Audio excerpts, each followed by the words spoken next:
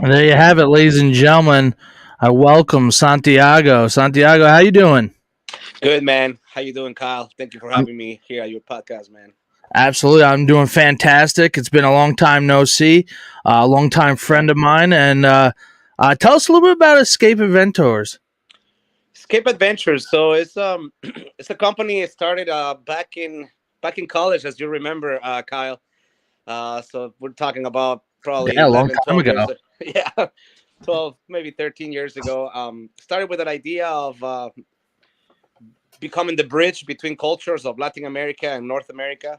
Obviously, me as being as a foreign student at Carroll University, I was always so happy to learn about the American culture, but I also wanted my fellow friends to learn about the Latin American culture. So I always was promoted that, even when I didn't know it at that time.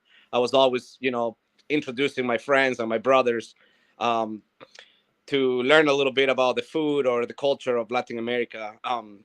But basically, yeah, the company started, and I started bringing groups to do educational tours, college tours, and then eventually, people wanted to just have an adventure and come have fun down to South America. So we started creating these epic adventures where we'll just bring a group of people and we just do a lot of you know um, cultural experiences, as well as adventure. We do some hiking, some adrenaline. We collaborated with some yoga studios here in Wisconsin and New Orleans, where we bring yogis to do a mix of yoga and adventure. We've also have brought a little bit of holistic medicine. We've done some ayahuasca retreats, and it's cool because in each tour that we make, that we create for our participants or our travelers, is unique in a way, and we just basically make sure that they get the beauty of the country that they choose, as well as the cultural aspects. So when they come back to the United States, they after they went on a tour with Escape Adventures, they definitely be telling you, bro, I went to, let's say they choose Ecuador. I went to Ecuador and really saw the country, or I went to Costa Rica and I really saw the country as a whole, or like I went to Mhm. Peru, etc., etc. So that's basically Escape Adventures. Escape Adventures is a vacation, traveling adventure, for people that don't wanna that want a little different of traveling, that want to experience the country as a whole. They don't want to just go to a all inclusive resort, which those are nice as well. But Mhm. for people that want a little bit more, to get to see a country and to see places that you usually don't get to see when you're in an all inclusive one Kind of spot, one more location. in depth in that culture that kind of you don't get when you go to an all inclusive resort. Absolutely, because when you go to an all-inclusive resort vacation, yeah, it's nice to relax, to hang out, to see a little bit of the culture there. But you only see one part of the country in one location. You're staying at one hotel the Mhm. whole time. In our tours that we create, we show you the whole country. So, like, let's say you choose Costa Rica. We'll take you in Costa Rica on a 7 to 10 day tour, and we show you the whole country. We'll be going from the cloud forest to the rainforest, to the tropical forest, on the ocean, the Pacific, the Atlantic, both sides, and then through the center in the jungle. Same thing when we go to Ecuador. We show you the coast, we show you the Galapagos Islands, we show you the Andes Mountains, as well as the rainforest Amazon, and all of that with the culture that each location has to show, as well as the food. For foodies, our tours are great because we get to try some awesome different um, cuisine, as well as the street food. For people that are more adventurous into the food trying Heck stuff. yeah, that's me right there. Me too, man. Try the delicious food. Now, when you first started, you guys were just kind of mainly going towards Ecuador. Yeah. That's So kind of I'm originally correct. I'm yep. originally from Ecuador, so we started taking groups to Ecuador to begin with, and then like people will do a tour with us, and then they'll go off with their lives, and they'll go on a tour somewhere else with a different company, and they'll come back. Hey, Santi, I went to this country with this tour agency, but I didn't like it as much. They didn't do the tour kind of like you did it. Do you do other countries besides Ecuador? And I was like, I remember my first tour. Besides Ecuador, it was this group of tourists that came to Ecuador with me, and they did Costa Rica with another agency, and they had fun, but it wasn't the same. And they're like, Santi, I want you to take us to Argentina. Can you do it? And I was like, well, guys, I've never gone to Argentina before, but I definitely know a lot of people in the industry, and I can set it all up. And I remember going on my first tour to Argentina, not knowing anything, and it was so perfect because like everything that I prepared for them, it worked out. So like they were like, Sati, are you sure you've never been in here? I'm like, nope. But I had the transportation, all the tickets, because I show them Argentina as a whole for in 17 days. So Wow. and Argentina is a big country, like. And then I took him from Buenos Aires all the way to the Iguazu with the border with Brazil, all the way to down south to we were like a hundred miles from the South Pole in Ushuaia, Tierra del That's Fuego. wild. So like we did the whole loop of Argentina in 17 days, and I had everything ready. So that the experience that I got doing tours with Ecuador allowed me to be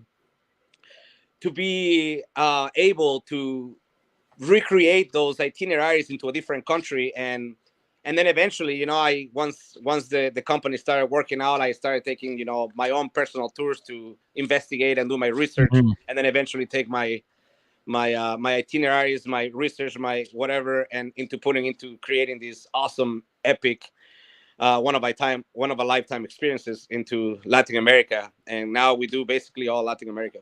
That's awesome. I couldn't imagine the logistics that go into setting up transportation, setting up hotels, places to go to eat, and just everything that's involved in that.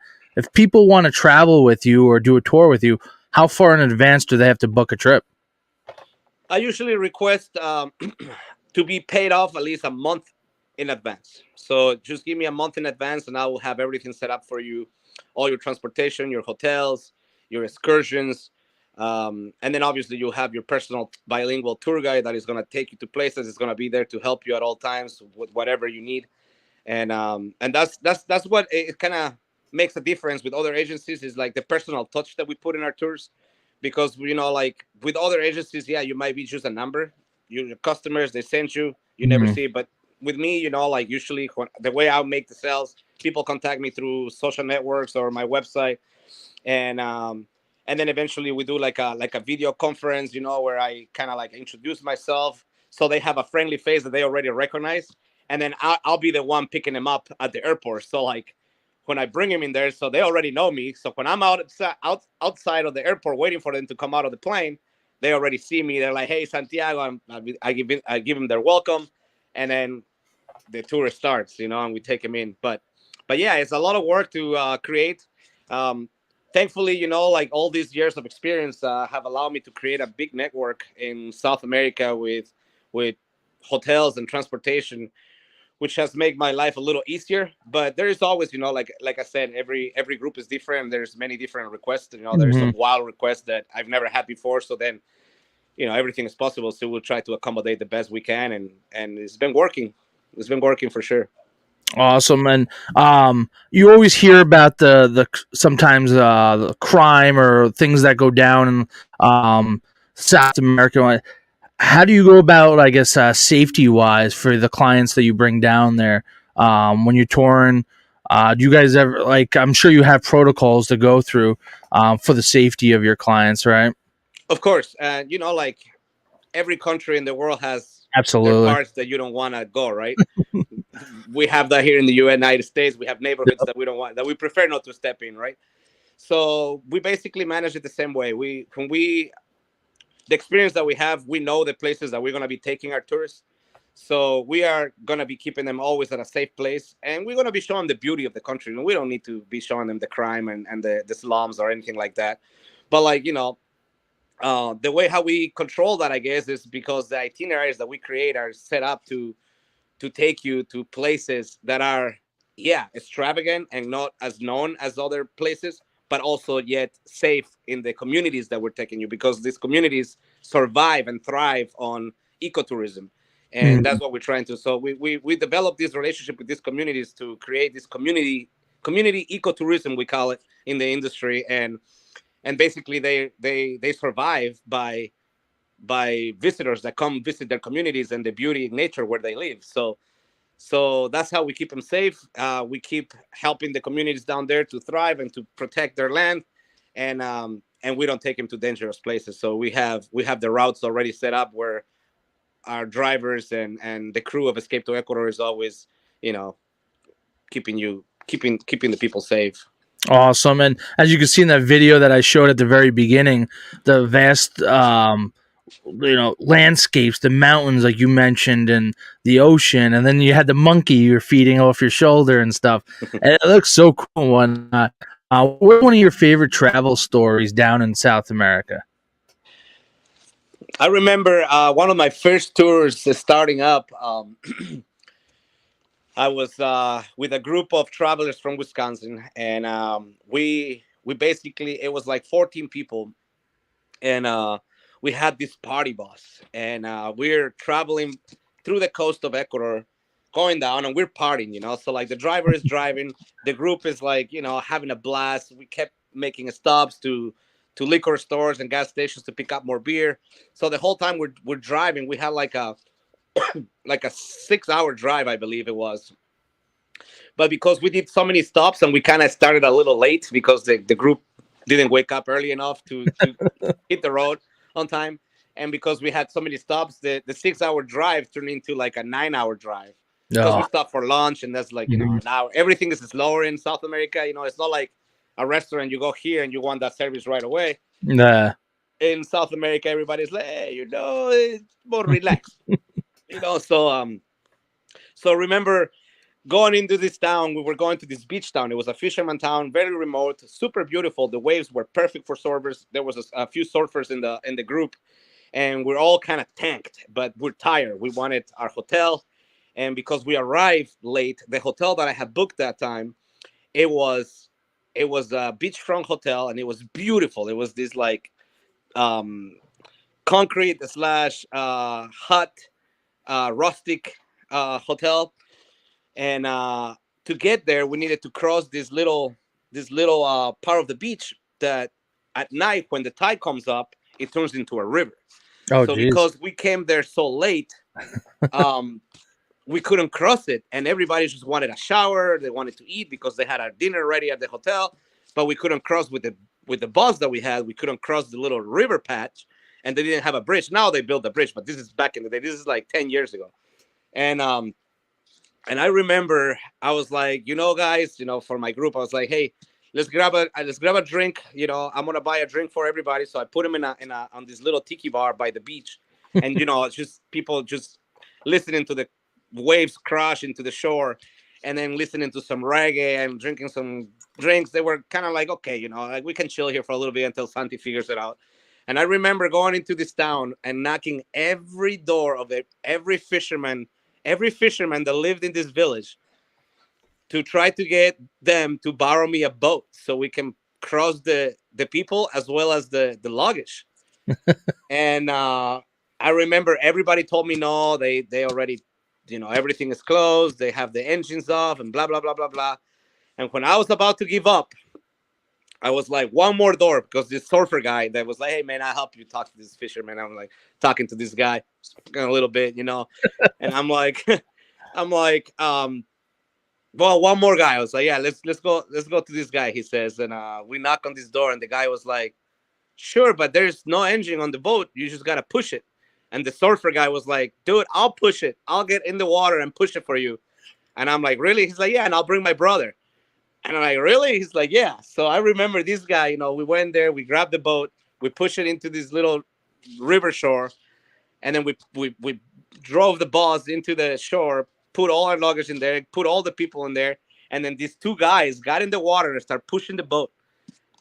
And I remember I had a djembe with me, so I started playing the djembe as we're getting this boat being pushed to the other side of the river. And on the other side, the hotel was waiting for us with like some four wheelers so they can carry our luggage. But just the little patch that we crossed on the boat was the most epic experience that I've ever had, because first of all, I got it to work, and Hmm. second of all, the people that was on the tour, they were like, this is wild, like they couldn't believe it that this was happening.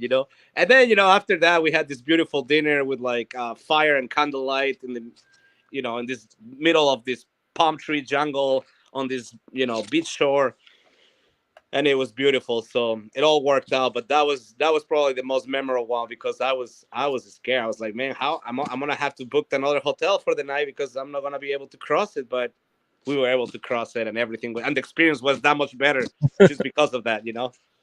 Absolutely. We got Christopher here saying, commenting on YouTube. The coolest thing about going on adventures is meeting the great people along the way. I'm sure Absolutely. that's it speaks volumes, right? I'm sure the amazing people you've met, just hearing from that story, the surfers pushing and stuff. Um, Yeah, man, that I was epic. I think that's one of the best things about traveling, going places, and especially if you're even by yourself, just introducing yourself to people and getting to know people. No doubt, 100%. Like the people that you meet, the different cultures that you get exposed to, Hmm. it just makes you become more aware of the how similar we are. Even though we live in different parts of the world, we're all humans, and we all survive in love. And like when you have love, Yeah. like you can get along with anybody, man. Like it's really, if you're open minded and you go with an open mind to a different culture, you will make friends and you will get along and you'll be fine. You'll be doing just fine. And that's the beauty of traveling, that to be able to connect with other cultures, to other people, and get to know other people, along the journey. Absolutely. And um, what's the best time of year to go to Ecuador, or do you have specific countries to go to during certain times of the year that you think are, maybe display the country better at certain times of the year? Yeah, for example, my favorite time to go to, for example, Ecuador, Costa Rica, Colombia, Panama will be from January till April, May. But Okay. like also like in May in Ecuador is great because the whales come up, because it's the Oh, perfect nice. temperature for whale mating season.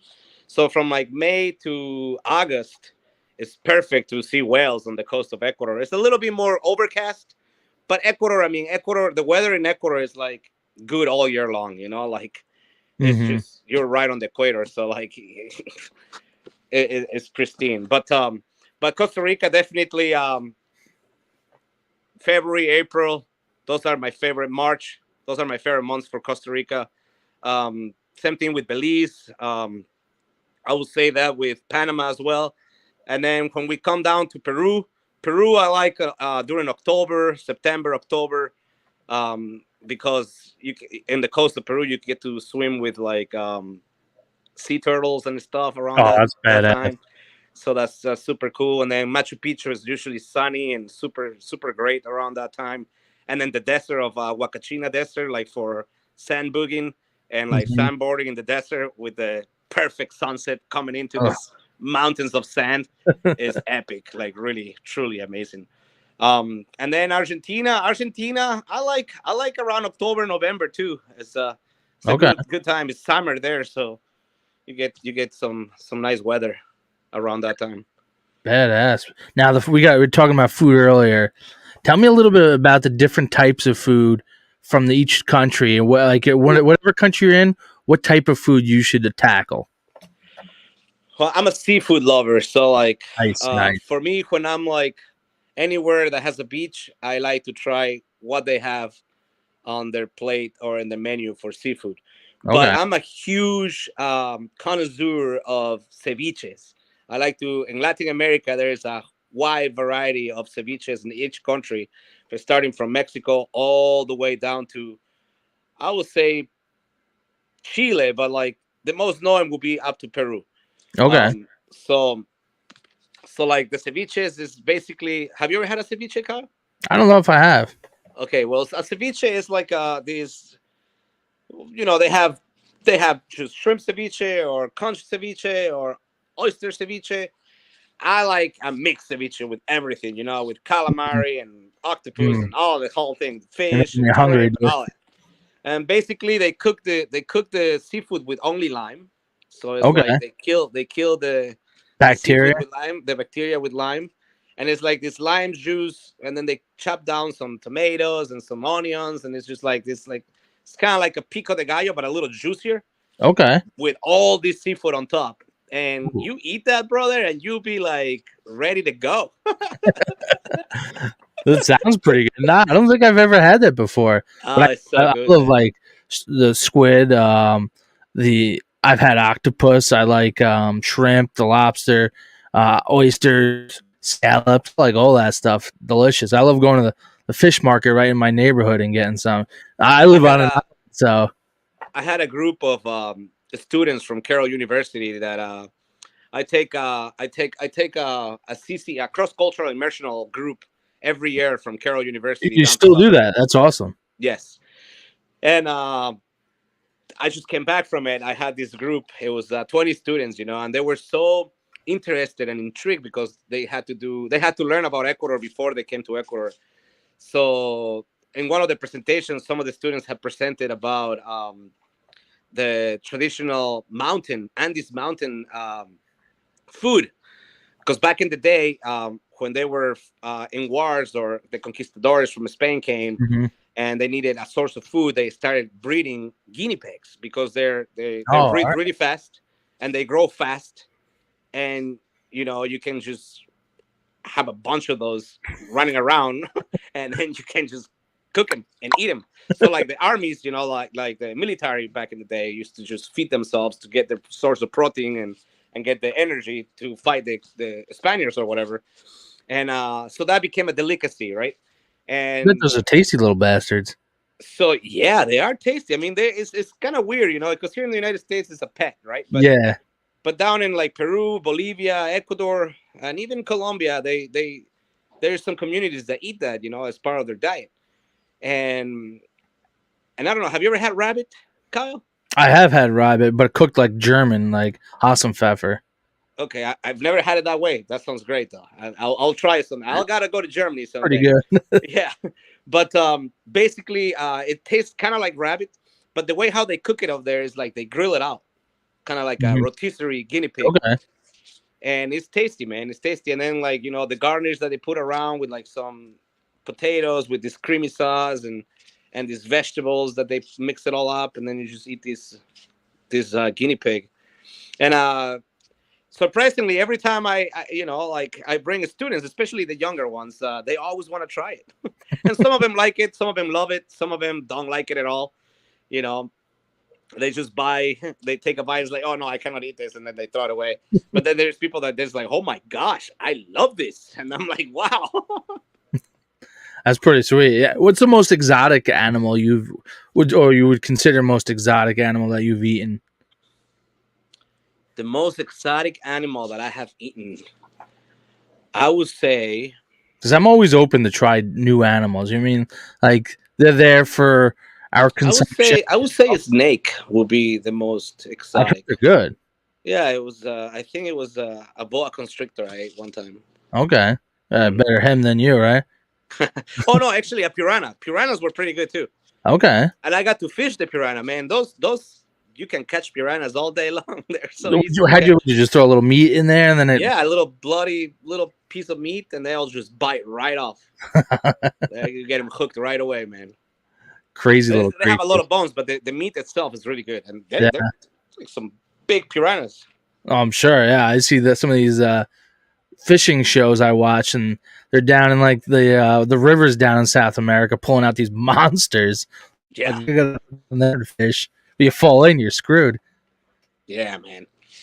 Yeah, it's just wild out there. But probably one of my favorite spots when I'm in South America is the jungle, the Amazon jungle. It's just so powerful. When you get in there, you feel the force of the jungle. And if you're like in the middle of the rainforest under a storm, oh man, you can Jeez. feel you can feel the whole thing move, man. How do you It's stay? You guys stay in the jungle? Or you guys just hiking through it? No, we stay. For example, with the cross cultural group from Carroll University, the students, um, I put them 2 nights with an indigenous tribe in the rainforest Amazon, and they had a blast. Obviously, the first night was kind of like, oh my gosh, there's jungle cockroaches and this and that, but it's a cross cultural experience. Uh, But by the end of the second night, brother, they were all like immersion with the tribe and playing with the kids, and like the people of the tribe are so friendly, and like they invite you to their community, and they throw like all these gatherings, and they cook for you, and then you get to cook with them, and you learn how they cook the fish on the fire, the banana leaf, oh, and all these beautiful things that you get to experience when you are living with these indigenous tribes of the rainforest Amazon. Like how they harvest their land, and how like they get along with nature and all the animals that live in the area, and like how the monkeys come and kind of hang out with you. Like it's beautiful. and And the also crazy. like I'm sure everything they cook is on an open fire, so yeah, I that's mean I some mean the serious. tribes the tribes there is tribes that are like really far in, that they don't want to have any contact with Western Gotcha. communities, with people. But like there's tribes that they choose to keep their customs and their culture and how they live, but they also have accepted a little bit of the Western communities. Okay. So like some of them you see them and they have like solar panels. Some of them have electricity. Some of them have kitchens. But yeah, most of it, Okay. most of the cooking is on the fire. They use the kitchen very, very, very little. Okay. For like pancakes and stuff. Nah, they can't go wrong with pancakes, But right? hey, man, they make the best handmade chocolate pancakes. Yeah. Yeah, because they have the cacao trees that grow in the rainforest. So they bring the cacao, they dry it themselves, they make the chocolate themselves, and they make those Oh, pancakes, man. And that's dude, probably pretty damn good. oh my gosh, oh my gosh. That's awesome. What's your favorite part about? Like, I see that, like, you got the waterfalls. What is your favorite part about these trips? I like the hikes, man. Like I like anything that involves water. So I love water, but I like to hike to get to the water. So, like for example, that's what I love waterfalls, especially the waterfalls that I get to swim in. And if Oh, they that's have like cool. cliffs to jump on, I am game. So yeah, so hike. I want to sweat it out, hike it all out until I get to this beautiful spot that nobody's there besides myself and the group that I brought there. So it's this beautiful natural beauty in front of us, just to ourselves, with this big natural pool and this waterfall that comes out of the mountains. And with these caves in the back that you can swim back and then cliff jump into this big pool. I Cool. love that stuff. Like That's pretty sweet. yeah, the natural feeling of the Mother Earth, like the water coming down in your body and just revitalizing you, is probably my favorite thing on. And then just hiking the nature, like hiking through Mhm. through a jungle, and falling on your butt, and then getting up and be like, oh man, no man, that hurt. Oh no, that didn't hurt. Oh yeah, man, I'm fine. Oh yeah, no, I'm not fine. That That's stuff is awesome. just you laugh about it, but then like you get so full of life because everything around you is so green and so pretty and so colorful. And then you're hot and you're sweaty, and then you get to this beautiful waterfall, and then you refresh yourself, and you're like, oh my gosh, this is life, man. And it's beautiful. I mean, that feeling to me is priceless. I'm But the sure it had feeling this the best balance. feeling of my tours is when I see my clients, or the travelers that are traveling with me, their faces that they are in agui, like they're like, oh my Hmm. god. When I see those faces, like I'm doing something right, they're loving this activity today. Absolutely. There's something about nature when, like, I'll be working at the desk all week at work, and then like I'll take some camping trips here and there throughout the summer, just to put the phone down, get away from everything. I go fishing the river, enjoy the Beautiful. mountains and all, and it's just something about nature. Just Yeah. it's breathtaking. It's just Yeah. nice to get up and enjoy the nature of Yeah. everything. The peace that brings in Yeah, it, yeah, best way to it put calms it. you down. It's just like, it resets. To me, it's a reset. I Yep. call my when I get in touch with nature, it's like I get a reset. When I'm in a routine and I'm getting caught up in routine of the daily chores or whatever, work. And then you just take, here in Wisconsin, for example, in the summer, I love it because, like, I'll be busy through the week. And then on the weekend, I, I take off and I go up north in the woods and I get in the lake and just being, barefoot by the Hmm. lake, touching the grass and feeling the water in me. It's just kind of, wow. I'm Yeah, like, it oh, brings like a man. real balance to you and whatnot. Yes, definitely. Levels you out and like you said resets the batteries, recharges them, and Yeah, um, 100%. yeah, just makes you excited to get out there the next time. Yeah, So when most is the next definitely. time you're headed to? Where are you headed next, and for how long? So I have a couple tours coming up. I have one to Ecuador in March. Actually, two tours in Ecuador, March and April. And then I have Costa Rica in July and August. So two tours in Costa Rica, July and August, and two tours in Ecuador in March and April. Awesome, man. Sounds like you're keeping busy. Yeah, yeah, yeah. Thankfully, man. Thankfully people are kind of wanting to travel again, and they're not scared of leaving the country. I know the pandemic kind of scared everyone, Hmm. to just kind of, but more and more people seem to be like, you know what, I need to travel again, and like, I love Absolutely. that. Even if they don't travel with me, I just love people seeing out there, Yep. getting to see different parts of the world or whatever. It's just beautiful, and if I get together with them along the journey, then even better, then we'll become friends forever. There you go. What's someone who hasn't traveled outside of the country? Where do you suggest them to go? Any tips? If they, well, if they are looking into doing Latin America or going into Latin America, I would say Costa Rica would be a good start, or Ecuador. And the only reason why I say Costa Rica is because Costa Rica has a very nice infrastructure for tourism, and even if you travel by yourself, you'll be pretty good and safe. The money uh, the money, obviously they have colones, they don't have dollars, so that could be a Okay. little confusing. But most of places would take dollars. They Okay. would be like, if you pay them in dollars, they'll accept it because they'll they know that the dollar, the value will go up anytime, so they'll save Mhm. those dollars when the value goes up, and then they exchange it.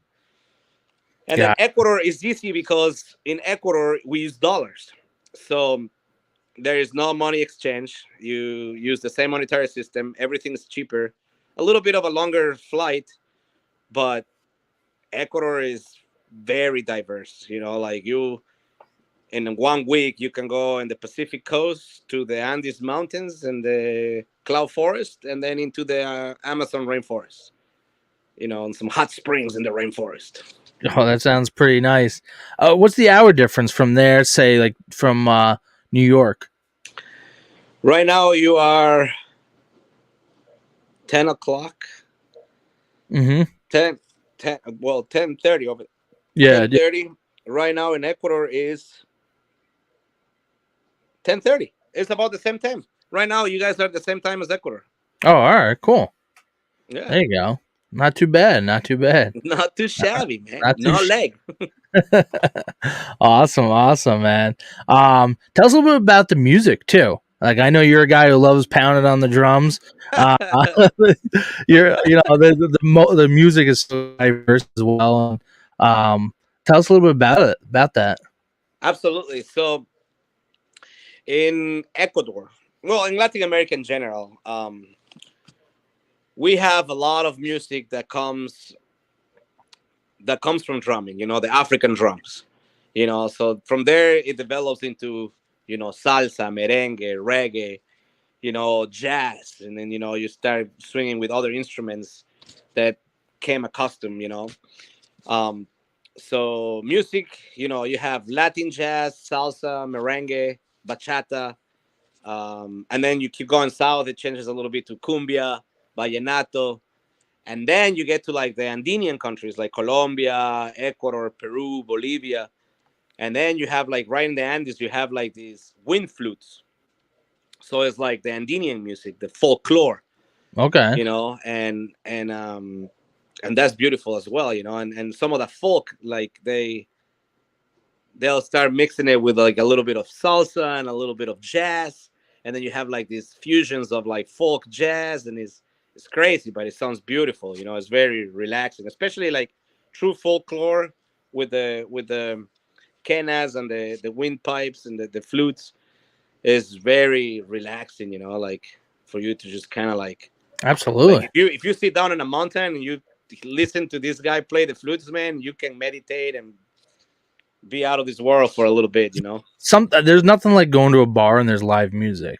So Yeah, anytime, so like going to the bar over yeah, there. So in Latin America, obviously, we get a lot of influence from the United States. Well, the United States influenced everyone, right? mhm, So we have a lot of rock, rock, hip hop, reggae. So like you can go to like bars, especially like in the cities, any city in Latin America. It doesn't have to be Ecuador. It could be San Jose, Costa Rica. It could be anywhere. You mhm. go to a live music and there'll be like a band playing, you know, Metallica, and the guys will be singing in English, and they might not understand what they're singing in English, but they're singing it correctly, you know. But it's cool because you all of a sudden you're watching this epic Yeah, band playing absolutely. some awesome tunes on rock and roll in South America, and then you go there and talk English to them, and they'll be like, "What?" I'm like, Yeah, "Oh, I thought you knew."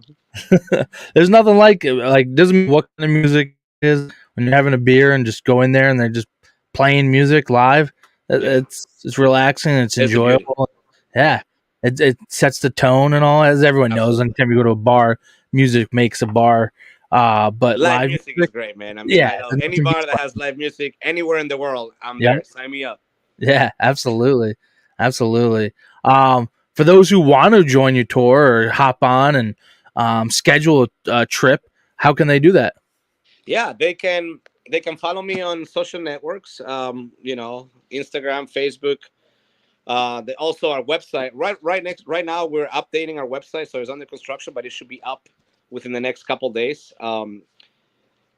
www.escapeadventures.com. You can contact me through there. There's a link in there, like actually a little tab in there that you can send directly a message, and it'll go to our WhatsApp, and then from there we'd be chatting through WhatsApp. You can contact us also through Instagram, Facebook, Snapchat, TikTok. I mean, if you want to find us, you can find us. But Awesome. it'll be awesome. We mostly customize. We have a lot of tours that are already created to give you an idea, but nothing is set in stone. And if you have a group that want to bring, we have group rates. We have great promotions out there for people that want to collaborate into doing some awesome adventures with us. And yeah, just hit me up. We can talk about it. We can create something cool happen, and hope to all see you all there. Awesome, awesome. As you can see at the bottom, for anyone watching, you have the social media handle as well as the website. Santi, any last words? It's been an absolute pleasure chatting with you about your business, man. Yeah, man. Thank you for this opportunity, man, to chat with you. Thank you for bringing me to your show, man. It's been great seeing you, man. Much love always to you, Kyle. And Absolutely, and dude. my last words, man, just for people that are looking to adventure, do it. Don't wait. The time is now. Go out there, see the world. And if you wanna travel with me, hit me up. We can have a blast. We can kill it down there. Yeah, for those who want to travel, I know our buddy Luke Cerny and his wife went. Every time I talk to them, they talk how much of a great time they had down in Ecuador. But Santiago is definitely probably one of the best tour guides out there. This guy, like he said earlier in the show, he goes out there, learns what he has to know to present it to the clients. But Santiago's got one of the greatest personalities on earth. So Santi, Thanks, it's brother. always an absolute pleasure, man. I hope people sign. Likewise, brother. And pleasure talking to you. And we're gonna have to do this again soon. Yes, man. Anytime, brother. Just hit me up, man. It's a pleasure seeing you, man. Thank you so much again, and looking forward to talking more with you in the near future, man. Absolutely. This is Carol's Corner MMA podcast, and we're signing off. Much love.